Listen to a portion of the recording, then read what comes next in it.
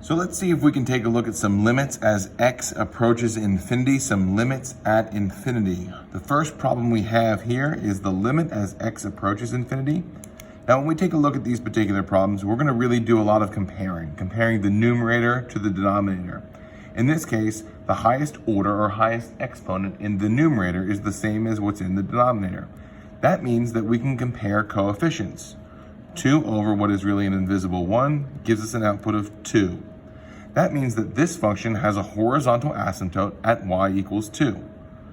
When we take a look at the limit as x approaches infinity of our next problem, we see that the order is higher in the numerator than the denominator. That means that the numerator is going to increase faster than the denominator, giving us a limit of infinity. That numerator is going to get a lot bigger, a lot faster than the denominator will. When we look at our next function, the order is highest in the denominator.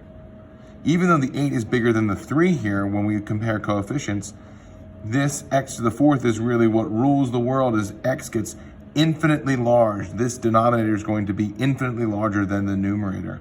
That takes us to 0 then with a bigger denominator.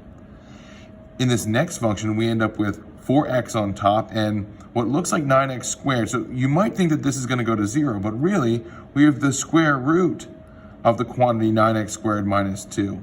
So this denominator is going to behave a lot like x. So we're going to have to compare the 4 to not just the 9, but the square root of 9. 4 over the square root of 9, the square root of 9 is 3, so we end up with 4/3.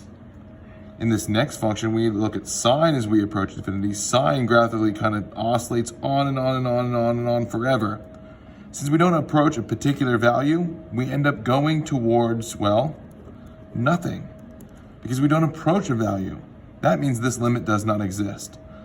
Finally, if we take a look at what this might look like graphically, we have an oscillating function again, but as x gets larger, we end up dividing by a bigger and bigger and bigger number, which is going to take this down towards 0. So while this numerator gets stuck between 1 and negative 1, 1 and negative 1, 1 and negative 1, we have a denominator that just keeps getting bigger and bigger and bigger, which is going to force this down to 0. Please pardon the interruption. Good afternoon, Warriors. As we head into the home stretch,